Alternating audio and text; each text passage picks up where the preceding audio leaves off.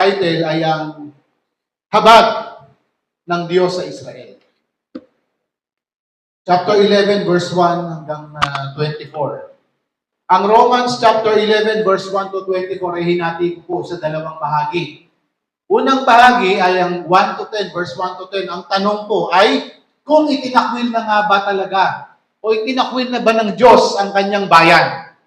Kung itinakwil na ba ng Diyos ang Israel? Pangalawang tanong, sa verse 11 to 24, makakabawi pa ba ang Israel? Sa mga nagdaang chapters po, pinag-aralan po natin ang special na kalagayan ng bayan ng Israel. Hindi po nag-e-exist ang Israel before time. Nag-umpisa lamang po ito kay Abraham, kay Isaac, kay Jacob, hanggang sa kanyang mga anak. Doon po nagsimula ang Israel. Kaya po, special po ang Israel dahil ang Israel po ay ang piniling bayan ng Diyos. Sa pamamagitan ng Israel, ang mga bansa ay pagpapalain sa pamamagitan ng Mesiyas o ng tagapagligtas na manggagaling sa lahi ng Israel. At ngayon po, tingnan po natin yung mga talata sa verse 1 hanggang 10.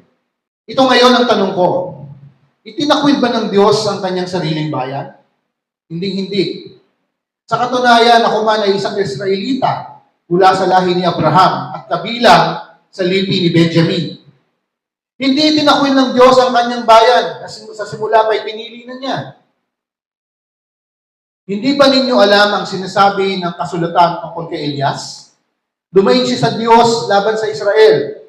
Sinabi niya, Panginoon, pinatay na nila ang iyong mga propeta at giniba ang mga altar. Ako na lamang ang natitira at gusto pa nila akong patayin. Ngunit ano ang sagot ng Diyos sa kanya? Nagtira ako ng 7,000 lalaking hindi sumamba sa Diyos-Diyosang si Baal. Ganoon din, sa kasalukuyang mayroon pang nalalabing mga hinirang ang Diyos dahil sa kanyang kagandahan loob. Ito pong sinabi po ni Paul dito regarding po kay Elias. Ito po yung time na si Elias po ay na-depress na. Maalala po ninyo sa 1 Kings chapter 17, nung siya po ay nagpababa ng apoy at sinunog ang handog, pinagpapatay ang mga propeta ni Jezebel, Ahab, no? Pinagpapatay niya kasi wala silang napatunayang kapangyarihan ni Baal. Pero later on, nung nalaman ni Jezebel to, si Elias naman ang kanyang pinapapatay. Doon na na-depress si Elias. After ng victory niya, dumating siya sa depression na parang wala nang sense. Patayin niyo na ako, Panginoon. Kasi iniisip niya, wala na, ubos na ang Israel eh. Pero sabi ng Panginoon, meron pang nalalabing 7,000 kalalakihan na hindi sumamba kay Baal. So, itong pangyayari na to, kinote po ni Paul. Kasi sinabi niya, hindi mangyayari, hindi tinalikuran ng Diyos ang kanyang bayang Israel. Meron pang nalalabi. Sabi niya, isa akong Israelita. Mula sa lahi ni Abraham, sa lipi ni Benjamin. At meron pang mga ibang nananatili. Bagamat sila Israelita, bagamat sila mga Hudyo, nasa kanilang kautusan. Meron pa rin mga hinirang na tunay na sumampalataya sa Diyos. Kaya sabi ni Pablo, hindi tinalikuran ng Diyos ang kanyang bayang Israel. Merong mga hinirang, sabi niya sa verse 5, sila po ay hinirang dahil sa kagandahang loob ng Diyos. Kaya patunay lamang po nito, hindi po nagbabago. Dahil po sa biyaya, dahil sa kagandahan loob ng Diyos. Hindi lang ang Israel, kundi ang mga Hintil ay hinirang ng Diyos dahil sa kanyang kagandahan loob. Patunay sa mga talata na ito, sinasabi ni Pablo, during his time na sinusulat niya ito, hindi lahat ng Israel ay tinanggihan ang Diyos. Gaya nung nangyari nung panahon ni Elias. Akala niya lahat ng Israelita umayaw, tumalikod na sa Diyos. Pero hindi. Merong nakapreserve. Merong 7,000 na kalalakihan na nananatiling hindi tumitiklob ang tuhod para sambahin si Baal. Sila ay nananatiling tapat sa tunay at nag-iisang Diyos ng bansang Israel. Verse 6 hanggang 10. At kung iyon ay dahil sa kanyang kagandahang loob, maliwanag na iyon ay hindi dahil sa gawa. Sapagkat kung ang ginawa ng tao ang batayan, hindi na iyon masasabing kagandahang loob. Ano ngayon? Hindi nakamtan ng bansang Israel ang kanyang minimithi. Ang mahinirang lamang ang nagkamit nito. Ngunit, matigas ang ulo ng iba. Tulad ng nasusulat, o isang pangyayari sa Old Testament.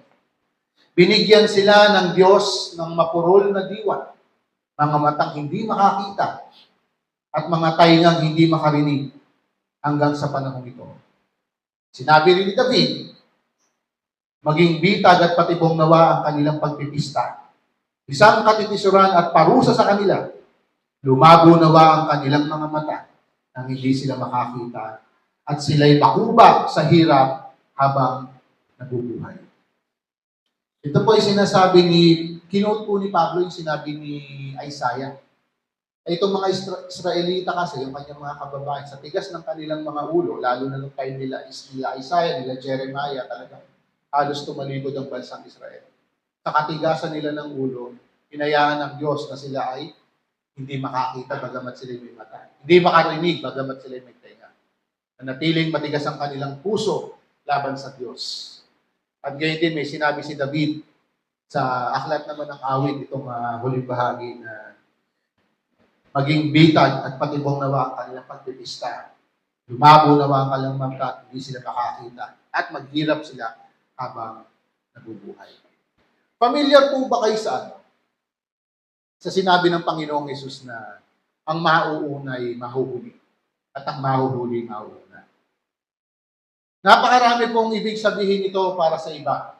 Pero sa pag-aaral po natin, isang malinaw po na ibig sabihin ito.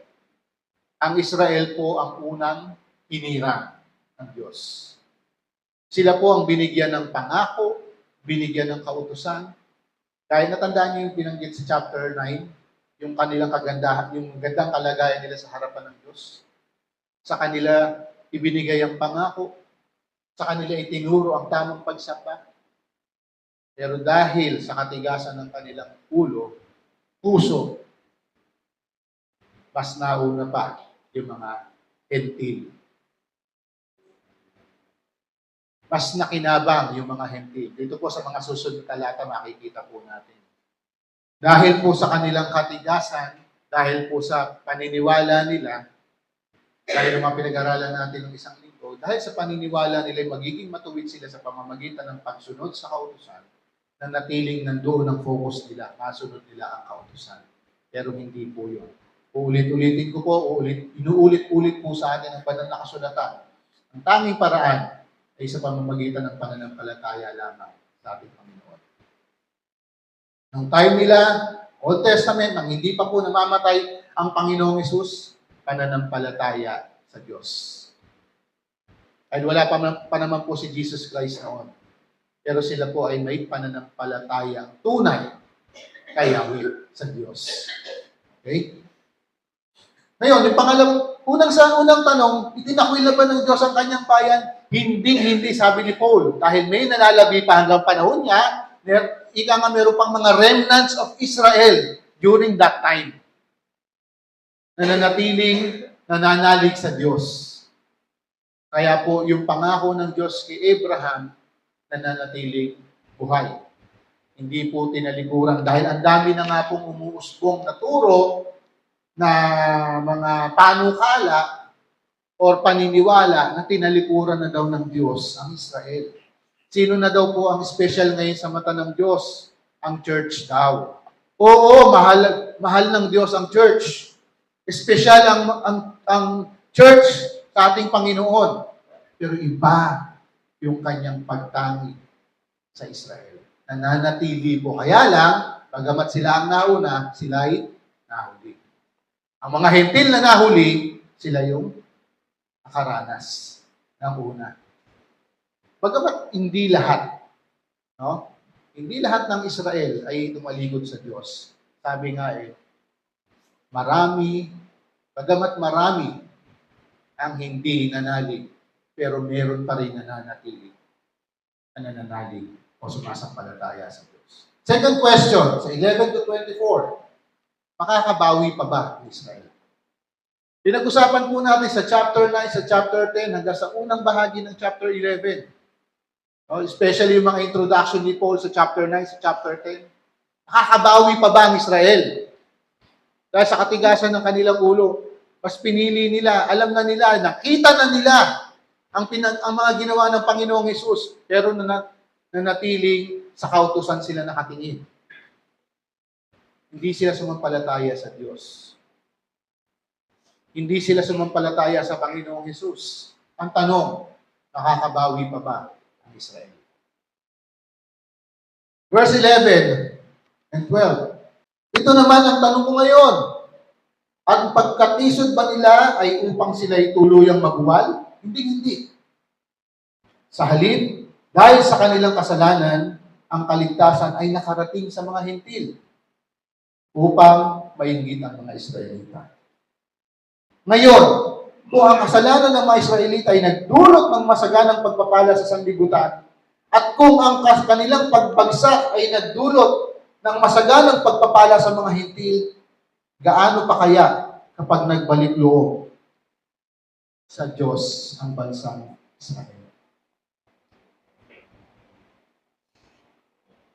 Natisod, nalubak ang mga Israelita. Nalubak sila sa panulokang bato, ang Panginoong Hesus dumating na sa kanila. Pero nakatingin kasi sila saan? Sa kautusan. Pero dahil diyan, naging pagpapala, naging pakinabang kanino sa mga Hentil. Hindi natin masabing blessing in disguise. Pero parang blessing in disguise din. Pero hindi eh. Much more, mas dapat tingnan natin ito katuparan ng Diyos sa kanyang pangako. Diba? Sabi niya kay Abraham, pagpapalain ko ang ibang bansa sa pamamagitan mo. Kaya nagmula ang Panginoong Hesus sa lahi ni Abraham, nakinabang ang ibang mga lahi, ang mga Hentil. Sa ganung pangyayari, may mga maganda, may mga mabuting naging bunga. Kaya sabi ni Paul, what more kung ang buong Israel ay magbalik loob na sa Diyos? Pinili po talaga ng Diyos ang bayan ng Israel para magkaroon ng paraan ang mga tao outside Israel para maligtas. Doon talaga tayo umiikot. Sa tagapagligtas na nagmula sa lipi ng Israel. Hindi naman po talaga sila tunay na natisod, na nadapang, nasubsob, na natiling nakasubsob. Kung pagka sa ano, pag tayo po natisod ng onte, di ba parang na-outbalance tayo, pero hindi po tayo tuluyang nababagsak. Parang ganun po nangyari sa kanila. Kasi sabi ni Pablo, babalik. Sa mga susunod na verse, makikita po natin na ang buong Israel, darating panahon na sasampalataya lahat sila sa ating Panginoon.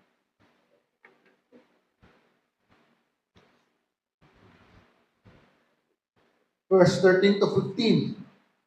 Ano naman ang sasabihin ko sa inyo, mga Hentil? Dahil ako'y apostol para sa inyo, ipinagmamalaki ko ang aking tungkulin. Ginagawa ko ito upang inggitin ang aking mga kababayan. At nang sa gayon ay maligtas kahit ang ilan sa kanila. Kung ang pagtatakwil sa kanila ay naging daan upang ipagkasundo sa Diyos ang sanlibutan, ang muling pagtanggap sa kanila ng Diyos ay may tutulad sa muling pagkabuhay ng patay. Bagamat perfecto na po yung plano ng Diyos, planchado na lahat. Kasi sinasabi ni Paul, una, itong kanyang ginagawa, sabi ko nga nung mga nakaraan, Paul is the apostle to the Gentiles. Pero kahit na ginagawa niya ito, he's hoping na yung nakikita ng mga Israelita, ng mga kababayan niya, na yung mga Hentil, na hindi naman yung bayang pinili ng Diyos, pero nakikinabang, na-enjoy nila, natanggap nila yung kaligtasan, natanggap nila yung buhay na walang hanggan. He's hoping na baka sakali sa pamamagitan nito kanyang mga ginagawa sa mga Hentil, ay baka sakali may mga ilang kababayan niya ang manampalataya din sa Diyos. Sa 15, sabi niya, kung ang pagkatakwil sa kanila ay naging daan upang ipagkasundo sa Diyos ang sanlibutan, ang muling pagtanggap sa kanilang Diyos ay maitutulad ng muling pagkabuhay ng patay. Ganong kagalakan po. May mga pangyayari po noon. Ganong naging kagalakan ng isang patay ay muling nabuhay. Sa restoration po ng pagsampalataya ng buong Israel, there will be great rejoicing. Tumalikod nga ang Israel, nagkaroon pa ng pagpapala ang mga Hintil. What more, pagdating ng panahon na ang buong Israel ay tunay na sasampalataya sa Diyos. Kaya inihambing po ito ni Pablo kung gaanong kagalakan kapag ang isang patay ay muling nabuhay. Parang naalala niyo sa prodigal son, yung alibughang anak, di ba? Nung bumalik yung anak, nasa malayo pa, sinalubong na siyang patakbo ng kanyang tatay. Sinalubong ng halik at yakap kahit mabantot, amoy baboy, kahit may kasalanan. Pero buong galak na tinanggap ng ama ang kanyang anak. Sabi, ang aking anak ay namatay na, ngunit ngayon ay muling nabuhay. So, pinipicture out po dito ni Paul yung mangyayari in the future. Once na nagbalik loob ng tunay ang buong bayan ng Israel sa Diyos. Positive po siya. Dahil alam niya na ito'y mangyayari. Na marerestore ang buong bayan ng Israel. Na kahit na ganun ang naging kalagayan nila for so many years, decades and centuries, time will come. The whole of Israel ay mananampalataya sa Panginoon. At ganun yung kagalakan ni Paul. Ganun siya ka-hopeful. Ganun niya sinasabi sa mga Hintil. Ang mga kausap po niya rito sa sulat niya sa Roma, mga Hintil po, pero mga Kristiyano. Darating ang oras, mapapanumbalik ang buong Israel. Magbabalik loob sila sa Diyos. Verse 16 to 18. Kung banal ang unang tinapay mula sa masa ng harina, gayon din ang buong masa. At kung ang ugat ng punong kahoy ay banal, gayon din ang mga sanga nito. Kung pinuto lang ilang sanga ng punong ulibo, at ikaw na sanga ng ulibong ligaw, ang idinugtong sa puno upang makabahagi sa buhay na nanggaling sa ugat, huwag kang magmalaki. Alalahanin mong hindi ikaw ang bumubuhay sa mga ugat, ang mga ugat ang bumubuhay sa iyo. Dito po sa illustration na naman ni Paul, nanggaling pa rin po ito sa Old Testament. Yung patungkol sa masa na paghahandog sa Diyos, ito po ay makikita sa aklat ng mga bilang, chapter 15 ng Numbers. Na sila po ay inutusan na kapag sila ay kakain, kasi tinapay lang sila, wala namang silang rice. Yung masa ng harina na kanilang ginawa, yung dough, first part of it, ibibigay nila as offering sa Diyos. Hindi muna nila kakainin yun. Offering nila sa Diyos yun. Pero dito sinasabi ni Paul, yung buong masa ay is as good as offering to God. Dito sa verse 16, kung banal ang unang tinapay, gayon na rin ang buong masa. So yung buong dough na yon, banal na yon. Special na yon. Handog na yun sa Diyos. Pero ang hindi lang nila kinain doon, yung unang ikinaya para sa Diyos. Kasi utos po yan sa Old Testament. Kinote lang po ni Pablo ang kalagayan po ng Israel. Ngayon din sa puno ng olibo. Nung binabasa ko po ito, sabi ko, matagal na palang uso yung grafting. Akala ko kasi parang kailan lang na natutunan ng tao yung grafting. No? Noon pa palang panahon nila, may grafting na. Sinasabi ni Pablo sa mga Hentila, sa kausap niya mga Christian na mga Hentil, huwag kayong magmamalaki.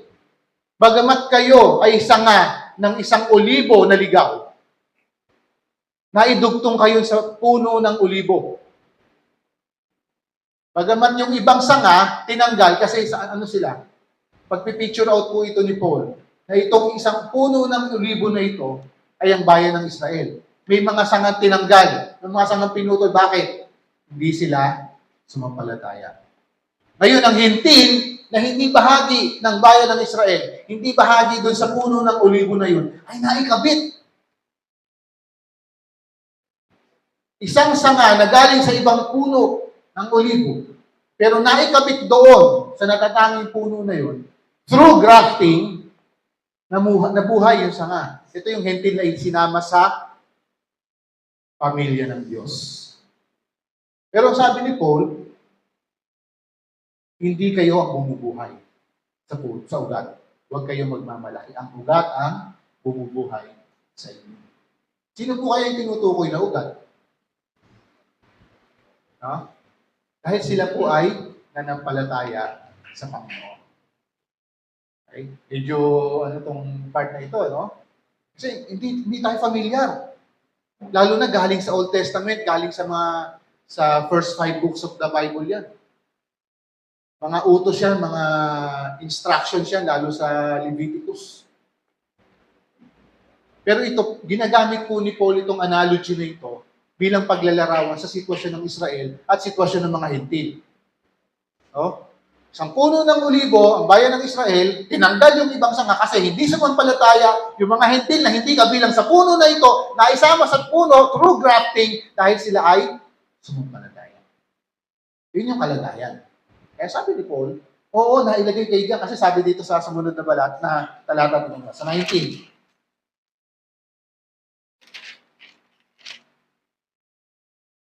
Sasabihin mo naman, pinutol ang mga sanga upang ako'y maitugtong. Totoo yan, sabi ni Pablo. Pinutol sila dahil hindi sila sumasampalataya. Ngunit ikaw naman ay nananatili sa puno dahil sa iyong pananampalataya. Kaya't huwag kang magmalaki, sa halip ay matakot ka. Sapagkat kung mga tunay na sanga ay hindi pinanghinayangan ng Diyos, ikaw pa kaya ang panghihinayangan niya. Di ba yan po ang kalagayan ng mga Hentil? We are adopted to family of God, di ba? Kasi ang special po talaga ang Israel. Pero dahil sa pananampalataya na ibinibigay ng salita ng Diyos, may mga Hentil na nakinabang dahil sila po ay nanampalataya. Kaya sabi ni Paul, totoo yan, tama yan. Inalis ang iba at nang sa gayon mailagay ka. Anong batayan ng Diyos? Hindi naman nagbago batayan ng Diyos nananatiling pananampalataya ang batayan upang manatili sa kanyang pamilya.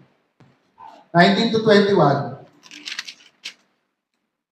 Sabihin mo naman, pinutol ang mga sanga upang ako'y mailugtong. Totoo yan, pinutol sila dahil hindi sila sumampalataya, ngunit ikaw naman ay nanatili sa puno dahil sa iyo pananampalataya, kaya huwag kang magmalaki, sa halip ay matakot ka. Sapagkat kung ang mga tunay na sanga ay hindi pinanghinayangan ng Diyos, ikaw pa kaya ang panghihinayangan niya. Verse 22 to 24, dito'y nakikita natin ang kabutihan at kabagsikan ng Diyos. Naging mabagsik siya sa mga hindi sumasampalataya sa Kanya. Subalit, mabuti siya sa inyo. Sino kayo? Sino kausap niya? Kayong mga Hentil, kayong mga Kristiyano, kayong mga kapatiran na nasa Roma. Naging mabagsik siya sa mga hindi sumasampalataya, subalit mabuti siya sa inyo kung nananatili kayo sa Kanyang kabutihan. Kung hindi, kayo man ay puputulin din. Ang mga Hudyo ay idinudugtong, ang mga Hudyo ay idudugtong niyang muli sa puno kung sila ay sasampalataya, sapagkat kayang gawin iyon ng Diyos. Kung ikaw na sangang galing sa olibong ligaw ay naidugtong sa tunay na olibo, kahit na ito'y salungat sa kalikasan, lalo pang madaling idugtong sa puno ang mga talagang sanga nito. So doon na po umikot si Paul sa puno ng olibo, sa mga branches, sa grafting, sa pagre-restore, sa pagbabalik ng mga sanga na inalis. Dahil babalik po maibabalik po sila. Kaya po, isa lang naman po ang instruction ni Paul. Sabi ni Paul sa mga Kristiyano, sa bahagi ng church, sa pamilya ng church. Huwag magiging mababa ang tingin nyo sa mga Israelita, sa mga Hudyo. Kahit sila'y tinanggal sa sanga kasi hindi sila sumampalataya, pero time will come, ibabalik sila ng Diyos sa kanilang magandang kalagayan. Huwag maging mapagmataas tayo. Yun yung gusto mangyari ni Paul. Huwag tayo maging mapagmataas. Dahil tayo, kahit hindi tayo bayang pinili, naging bahagi tayo ng church. Naging bahagi tayo ng puno na yun through grafting. Sabi niya, hindi kailangan magbago ang tingin ninyo sa kanila. Kaya po napakahalaga. Bakit isiningit ni Paul ang chapter 9 to 11 sa Book of Romans? Kung kayo binasa po ninyo ang buong Romans, kung titignan natin yung chapter 1 to 8, yung kalagayan ng tao, yung provision ng Diyos para maligtas ang tao. But biglang pagpasok ng 9 to 11, isiningit ang Israel. Pwede man ang diretso sa 12, yung Christian living hanggang 16, kung paano mamuhay ang isang taong sumampalataya sa Diyos sa kanyang paglakad sa araw-araw na sumusunod sa kalooban ng Diyos. Bakit ipinasok ni Paul itong patungkol sa Israel? Dahil ganoon po kahalaga ang Israel na dapat alam ng mga mananampalataya o alam ng church ang special, nananatiling special na kalagayan ng Israel sa mata ng Diyos. Bagamat this time or during Paul's time, wala pa yun, hindi pa yun. Pero in the near future, the rest or the whole of Israel, ang buong bayan na pinili ng Diyos ay tunay na sasampalataya sa Kanya. At mapapanumbalik ang kanilang napakagandang kalagayan sa harapan ng Diyos. Didiin po sa ating pinaniniwalaang mga katotohanan na hindi komot bahagi ka ng bayan Israel. Hindi komot kalululuhan mo si Abraham, si Isaac at Jacob. Garantiya na yun na ligtas ka na. Ang kailangan pa rin, tunay kang sumampalataya. Kasi po in the near future, yung sinasabi po dito na darating ang panahon na ang lahat ng buong Israel ay sasampalataya sa Diyos. Mapapanumbalik sila sa kanilang, kasi darating po talaga yung time na yun na lahat po sila talaga literal sasampalataya sa Panginoon Jesus. So hindi po magbabago ang kwento. Patay na tayong lahat o bumalik na ang Panginoon. Faith in Christ alone pa rin ang paraan upang makantay ang kaligtasan. Tanging pananampalataya sa Panginoong Jesus lamang. Napakapalad po natin. Tayo mga hintil.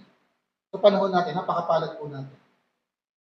Kasi ang ating mga matay na mulat, ang ating mga tenga ay nakarinig.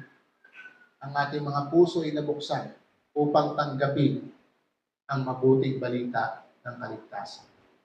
Na tumugon tayo, na sumampalataya tayo sa Panginoong Hesus bilang ating tagapagligtas at Panginoon ng ating buhay. Ang bayang pinili ng Diyos, dumating sa punto na pinahintulutan ng Diyos na matigas ang kanilang mga puso, may matang hindi makakita, may tengang hindi makarinig. Tayo po, di ba naging matigas din ang ulo natin? No? Naging matigas din ang puso natin. Nandun din tayo sa panahon na pinili nating talikuran ng Diyos. Na pinili nating sundin yung ating kalooban. Na mamuhay tayo ng walang kinikilala at kinatatakutan Diyos. And yet, nasumpungan po tayo ng habag at biyaya ng Diyos. Dahil dito tayo ngayon, nagkakatipon sa lugar na ito, nagpupuri at nagpapasalamat dahil sa ginawa ng Panginoon para sa atin.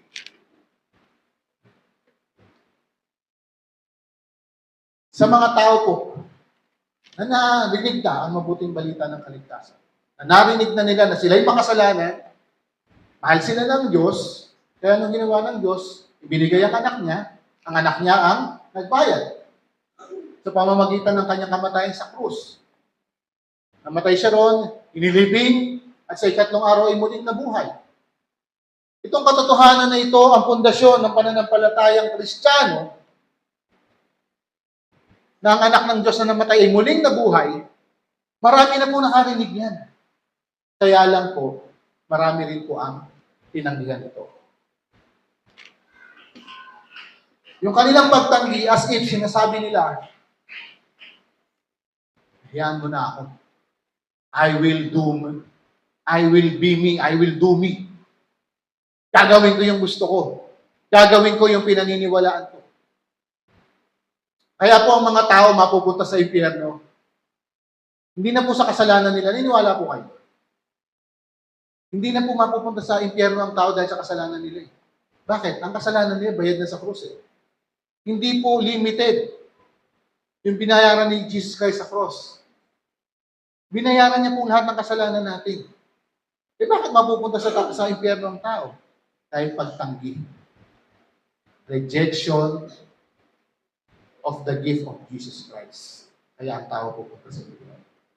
Marami po kasing notion na akala pupunta sa impyerno dahil sa kasalanan. Dahil na po.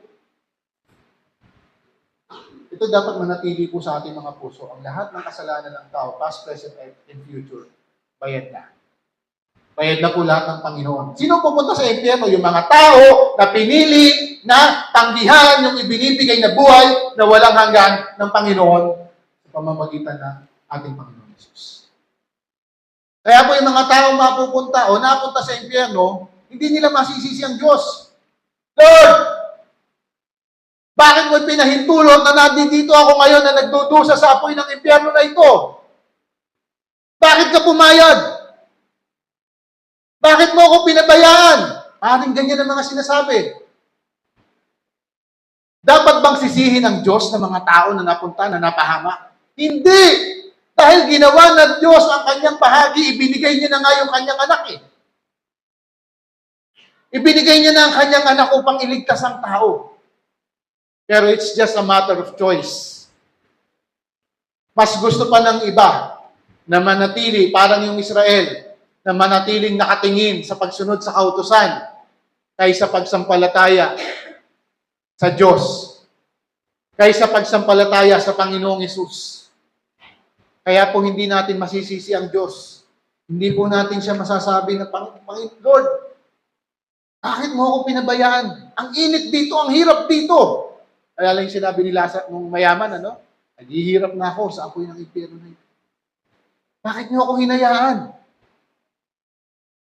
Hindi ka hinayaan ng Diyos.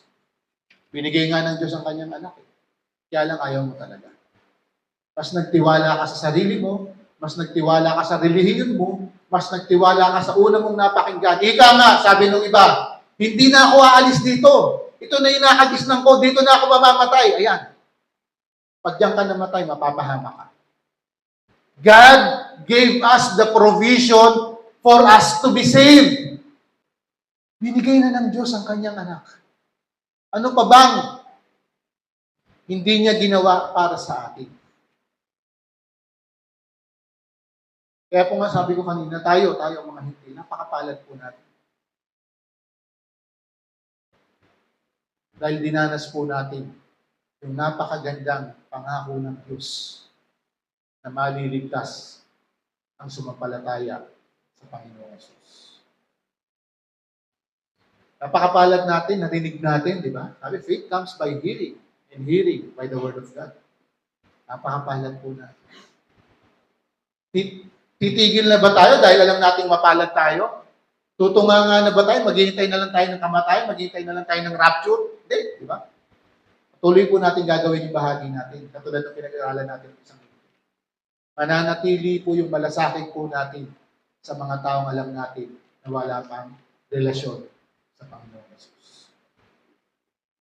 Mananatili yung pananalangin natin para sila'y maligtas. Mananatili yung pananalangin natin na magbigay ang Panginoon ng opportunity upang ipakilala si Kristo sa ibang mga tao. Tayo, ng mga bahagi ng pamilya natin na hindi pa mananampalataya. Sabi sa Acts 16:31, believe in the Lord Jesus Christ, you will be saved, you and your household. Kaya patuloy po na kailangan natin gawin yung nararapat. Malapit na po. Malapit na. Hindi natin alam kung kailan ang tiyak, pero malapit na po. Yung panahon na sinasabi ng banal na kasulatan, na mahayag ang Panginoon. Kanyang pagbalik upang isama ang lahat ng Kanya. Hindi po natin nais na hindi makasama yung mahal natin sa buhay. Alam natin, may provision ng Diyos. Huwag natin ipagkait.